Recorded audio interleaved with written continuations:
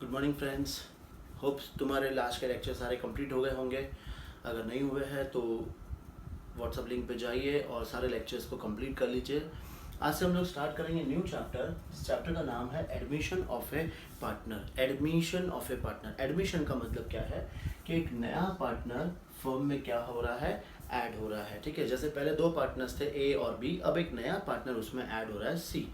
तो अब जैसे ही कोई नया पार्टनर ऐड होगा तो जो इनके पहले जो एग्रीमेंट हुआ होगा, करेक्ट, दो पार्टनर्स के बीच में, वो एंड हो जाएगा और एक न्यू एग्रीमेंट हम बनाएंगे न्यू पार्टनर को लेकर। ठीक है ना, जैसे ही कोई नया पार्टनर एग्रीड होगा, एडमिट होता है, सबसे पहले या तो वो अपने एग्रीमेंट में लिखा होना चाहिए कि हाँ हम न्यू पार्टनर को एडमिट कर सकते हैं, या फिर अगर पार्टनरशिप डीड में नहीं लिखा है तो with the consent of all the partners new partner can be admitted in A partnership form. ये ध्यान रखना है कि अगर सारे पार्टनर्स का कंसेंट है तो हम न्यू पार्टनर को अपने फर्म में एडमिशन कर सकते हैं। ठीक है ना, जो नया पार्टनर आएगा उसको क्या क्या राइट्स मिलेगा। नया पार्टनर को जो भी फ्यूचर प्रॉफिट्स होगा उसमें उसका शेयर मिलेगा, प्लस वो फर्म के जो एसेट्स और लाइबिलिटीज है उसका वो क्या बन जाएगा, ओनर बन जाएगा। ठीक है ना, वर्ड्स पे ध्यान देना। फ्यूचर प्रॉफिट्स मतलब पार्टनर्स, जो एग्जिस्टिंग पार्टनर्स है उन्होंने जो पास्ट के प्रॉफिट्स जो अर्न किए थे उसमें न्यू पार्टनर को कोई शेयरिंग नहीं मिलती है, बिकॉज वो दोनों पार्टनर्स का होता है, ए और बी। न्यू पार्टनर को किस में शेयर मिलेगा, तो फ्यूचर प्रॉफिट्स में, जो तीनों मिल के बिजनेस करेंगे और जो प्रॉफिट होगा उसमें उसको क्या मिलेगा, शेयर मिलेगा। ठीक है ना, अब जैसे दो पार्टनर्स हैं ए और बी ना, प्रॉफिट्स पहले इन दोनों में ही डिवाइड होता था, फर्म का जो प्रॉफिट्स है वो दोनों में डिवाइड होता था। अब नया पार्टनर आ गया है तो अब तीन पार्टनर्स हो गए हैं, करेक्ट। तो अब जो प्रॉफिट्स है वो इन तीनों में डिवाइड होगा। तो बट ऑब्वियस ए और बी को अपने शेयर में से कुछ शेयर किसे देना पड़ेगा, सी को देना पड़ेगा। इसका मतलब ए और बी क्या कर रहे हैं, सैक्रिफाइस कर रहे हैं। ए और बी सैक्रिफाइस कर रहे हैं अपना शेयर, किसको, सी को। तो अब ये सैक्रिफाइस कर रहे हैं, इनको कुछ तो बेनिफिट मिलना चाहिए। तो सी यहाँ पे क्या करता है, वो गुडविल लेके आता है। गुडविल बोल सकते हैं या फिर हम लोग बोलेंगे premium for goodwill. Now see क्या लेके आ रहा है, गुडविल या फिर प्रीमियम फॉर गुडविल। ये हम किससे देते हैं, हम ये देंगे ए और बी को, जो कौन है, ओल्ड पार्टनर्स। ठीक है, फिर हमने बोला कि जैसे न्यू पार्टनर को क्या क्या मिलती है, न्यू पार्टनर को दो चीजें मिलती है, rights to share future profits. New partner जो भी फ्यूचर प्रॉफिट्स है वो शेयर कर सकता है, और rights to share assets and liabilities of firm. ठीक है, तो जैसे ही नया पार्टनर इस फर्म में आया तो उसे सबसे पहले फ्यूचर प्रॉफिट्स में हिस्सा मिल जाएगा और एसेट्स और लाइबिलिटीज में भी हिस्सा मिल जाएगा। तो फ्यूचर प्रॉफिट्स में उसको हिस्सा मिल रहा है तो उसके बदले वो क्या ला रहा है, गुडविल। और अगर उसे एसेट्स और लाइबिलिटीज में भी अगर शेयर चाहिए तो वो उसके लिए क्या लेकर आता है, कैपिटल। तो न्यू पार्टनर दो चीजें लेके आता है, गुडविल और कैपिटल। ना गुडविल क्यों लाता है, प्रॉफिट्स में शेयर पाने के लिए वो गुडविल लेके आता है, और कैपिटल क्यों लाता है, एसेट्स और लाइबिलिटीज में शेयर पाने के लिए वो कैपिटल लाता है। ठीक है, तो सबसे पहले ये चीज समझ लो कि नया पार्टनर आता है तो सबसे पहले वो दो चीज लेके आएगा, एक हो गया प्रीमियम फॉर गुडविल और दूसरा हो गया कैपिटल। प्रीमियम फॉर गुडविल क्यों लाता है, to share future profits and losses, और कैपिटल क्यों लाता है, to share assets and liabilities of the firm. ठीक है, अब इसके बाद नेक्स्ट पढ़ेंगे, इसमें स्टार्ट करते हैं इसके थोड़ा सा और आगे। जब भी कोई न्यू पार्टनर फर्म में एडमिट होता है तो एग्जिस्टिंग फर्म में क्या क्या चेंजेस हमें करने पड़ेंगे वो हमें इस चैप्टर में पढ़ना है। Changes to be made in existing firm. हम इस चैप्टर में पढ़ेंगे कि first, change in profit sharing ratio and calculation of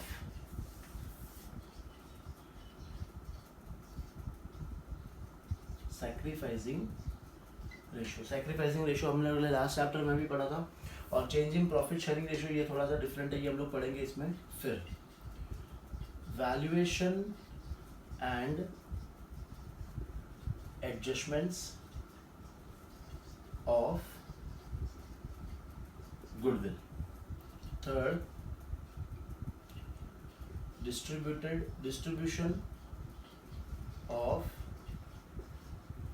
undistributed reserves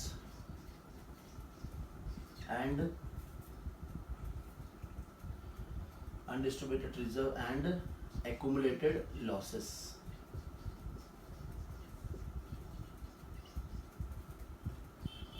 fourth हम पढ़ेंगे revaluation of assets and liabilities, ये सारी चीजें पढ़नी। और फिर capital adjustment according to new profit sharing ratio. ये सारी चीजें हम लोग पढ़ेंगे एडमिशन ऑफ ए पार्टनरशिप में, ठीक है। अब एक एक स्टार्ट करते हैं। सबसे पहले हम लोग पढ़ेंगे change in profit sharing ratio, ठीक है।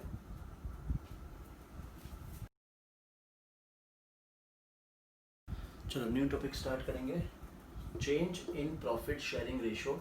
अब इसमें 5 to 6 केसेस हैं, वो हम लोग पढ़ेंगे, एक एक केस पढ़ते जाएंगे। सबसे पहले case 1, when profit share of new partner is given, मतलब न्यू पार्टनर को कितना शेयर मिल रहा है वो क्वेश्चन में दिया हुआ है, but sacrifices made by old partners are not given, ठीक है। जैसे हमने अभी थोड़ी देर पहले देखा था कि न्यू पार्टनर को हम प्रॉफिट शेयर देते हैं, तो वो सैक्रिफाइस कौन करता है? ओल्ड पार्टनर्स करते हैं, करेक्ट। ओल्ड पार्टनर्स अपने शेयर्स में से कुछ निकाल के वो शेयर किसको देते हैं? सी को देते हैं। तो यहाँ पे हमें न्यू पार्टनर का शेयर तो दिया है, प्रॉफिट शेयर, लेकिन ओल्ड पार्टनर्स वो कैसे सैक्रिफाइस कर रहे हैं वो नहीं दिया। तो ये हमारा फर्स्ट केस है जो बहुत सिंपल है। यहाँ पे हमें क्या करना है, हम ये एज्यूम करेंगे कि जो सैक्रिफाइस ओल्ड पार्टनर्स कर रहे हैं वो उनके ओल्ड प्रॉफिट शेयरिंग रेशियो में कर रहे हैं, ठीक है। देखो जैसे फॉर एग्जांपल हम एज्यूम करते हैं कि सी का जो शेयर है, सी का शेयर दिया है हमें 1/5।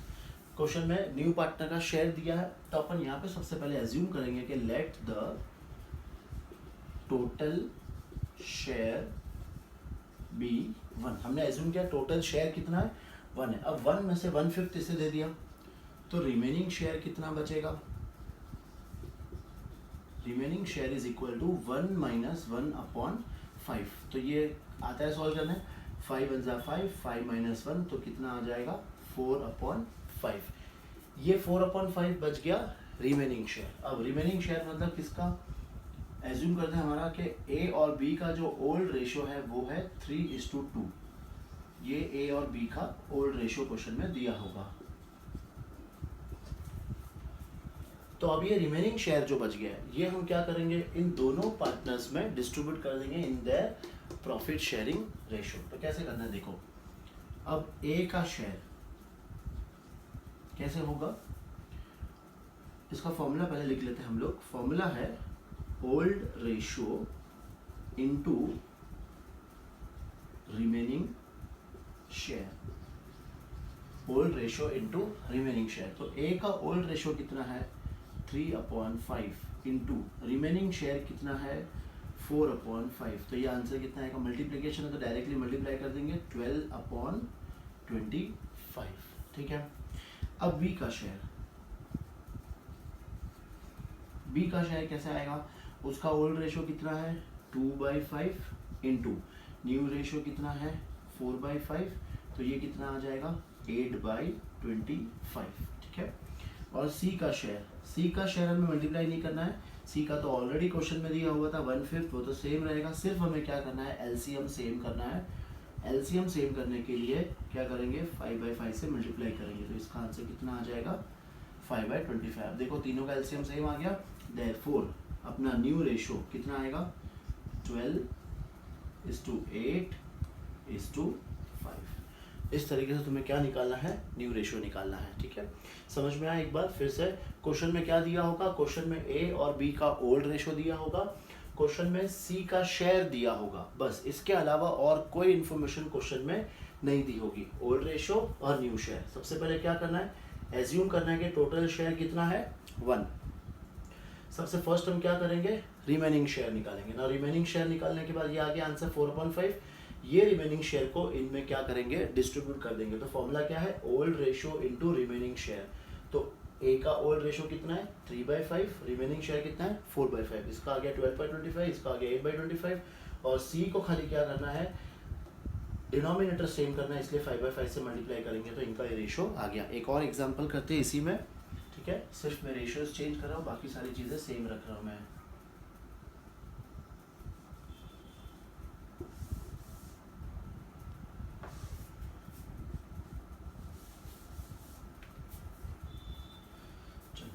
इसका है रेशो 7:3, एज्यूम करते हैं इनका ओल्ड रेशो है 7:3। और जो सी का जो शेयर है वो अपन एज्यूम करते चलो 1/3। तो let the total share be 1। Remaining share कैसा आएगा 1 - 1/3, 1 - 1/3। फिर अब इसको सॉल्व कैसे करते हैं, 3 × 1 3, 3 - 1 तो 2/3। ठीक है, मतलब 3 × 1 - 1 तो ये आ गया 2/3। फिर अब ए का ओल्ड रेशो कितना है 7/10 इंटू रिमेनिंग शेयर कितना आया 2/3। तो ये कितना आ जाएगा 7 × 2 = 14 और 10 × 3 = 30। ये आ गया ए का। बी का ओल्ड रेशो कितना है 3/10 इंटू रिमेनिंग शेयर कितना है 2/3। तो ये आ गया 3 × 2 = 6 और 10 × 3 = 30। सी का शेयर कितना है 1/3। इसको नहीं मल्टीप्लाई करना है, इससे सिर्फ क्या करना है, डिनोमिनेटर सेम करना है। तो डिनोमिनेटर सेम करने के लिए क्या करना पड़ेगा, 10 से मल्टीप्लाई करना पड़ेगा। तो 10/30। ठीक है, अब तीनों का डिनोमिनेटर सेम आ गया, तो रेशो इनका क्या आया है 14:6:10। अब अगर इसे हम जितना छोटा कर सकते हैं वो और स्मॉल कर लेंगे। तो क्या कर सकते हैं, देखो 2 के इसमें डिवाइड हो रहा है 2 के टेबल में, तो 7 2s are 3 2s are और 5 2s are बस। अब इसके आगे और डिवाइड नहीं हो सकता, तो अपना रेशो कितना आ गया 7:3:5। आया समझ में? अब मैं इसी पे तुम्हें 2-4 और क्वेश्चन दे रहा हूँ, वो सॉल्व करना, प्रैक्टिस करना और फिर इसका आंसर्स मुझे भेजना। ए और बी का ओल्ड रेशो है 5:4 और जो सी का जो शेयर है वो है 1/4। ए और बी का ओल्ड रेशो है 1:1 और जो सी को हम लोग शेयर दे रहे हैं वो है 1/4। थर्ड, ए और बी का जो रेशो है वो है 3:1 और जो सी को हम लोग शेयर दे रहे हैं वो है 1/4।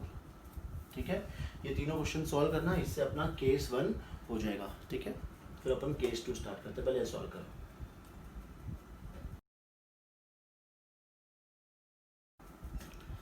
अब इसका केस 2 देखते हैं हम लोग। केस 2 है when new partner takes his share from any one of the existing partner. मतलब न्यू पार्टनर, जो भी न्यू पार्टनर को हम शेयर दे रहे हैं वो किसी एक पार्टनर से ले रहा है। तो यहाँ पे सैक्रिफाइस कौन कर रहा है, जिस पार्टनर से वो अपना शेयर ले रहा है। देखो एक एग्जांपल पढ़ते हैं हम लोग, जैसे ए और बी का रेशो दिया हुआ है 3:2। तो ये ए और बी का ओल्ड रेशो हो गया। सी का क्वेश्चन में शेयर दिया है 1/5। ठीक है, अब ये शेयर वो किससे ले रहा है, ए से ले रहा है। ठीक है, मतलब बी कुछ भी सैक्रिफाइस नहीं कर रहा है, वो शेयर अपना किससे ले रहा है, ए से ले रहा है। तो अब कैसे सॉल्व करना है इसमें, अब अपन ए का शेयर, ए का ओल्ड रेशो कितना था 3/5, वो अपने शेयर में से किसको दे देगा, सी को दे देगा 1/5। तो ए के शेयर में से क्या करना है 1/5 माइनस करना है। तो ये सेम डिनोमिनेटर है तो 3 ऊपर का माइनस हो जाएगा, तो ये आंसर आएगा 2/5। फिर बी का शेयर पहले कितना था 2/5, वो अभी भी यही रहेगा 2/5। और सी का शेयर सी का शेयर कितना दिया था क्वेश्चन में 1/5। देख लो तीनों का डिनोमिनेटर सेम है, तो यहाँ पे तुम्हें कुछ एडजस्टमेंट करने की जरूरत नहीं है। तो न्यू रेशो क्या आ जाएगा तुम्हारा 2, इसका भी 2:1। ठीक है, आया समझ में ये। एक क्वेश्चन और देख लो, ए और बी इनका रेशो दिया हुआ है 5:4 और सी क्या कर रहा है 1/3 शेयर ले रहा है। अब किससे ले रहा है, अपन एज्यूम करते हो बी से ले रहा है। अब कैसे करेंगे, देखो पहले लिखेंगे अपन ए का शेयर। ए का शेयर कितना है 5/9, इसमें कोई चेंजेस नहीं है तो फिलहाल इसको ऐसे ही रखो। फिर बी का शेयर, बी का शेयर कितना है 4/9। 4/9 में से हम क्या करेंगे 1/3 माइनस कर देंगे। अब इसका एलसीएम सेम करना है, एलसीएम सेम करना है तो यहाँ पे तो 9 आ जाएगा, ये 4 एज इट इज 3 से मल्टीप्लाई करेंगे तो ये आ गया 3। तो इसका आंसर कितना आ गया 1/9। ठीक है, अब सी का शेयर, सी का शेयर तो ऑलरेडी क्वेश्चन में दिया हुआ था 1/3, इसमें भी 9 है, इसमें भी 9 है, तो इसे हमें क्या करना पड़ेगा 3 से मल्टीप्लाई करना पड़ेगा, तो ये आ गया आंसर 3/9। तो न्यू रेशो कितना आया है, ए का ले लेंगे 5, बी का ले लेंगे 1 और सी का ले लेंगे 3। सबसे इम्पोर्टेंट याद रखना कि डिनोमिनेटर सेम आना चाहिए, बस नहीं आएगा तो तुम्हें पता है कैसे करना है। एक क्वेश्चन और देख लेते हैं इसमें, इनका रेशो दिया है समझो 3:1 और ये 1/5 शेयर ले रहा है किससे, ए से। ना अब ये देखना कैसे सॉल्व करेंगे हम लोग। सबसे पहले लेंगे हम लोग ए का शेयर।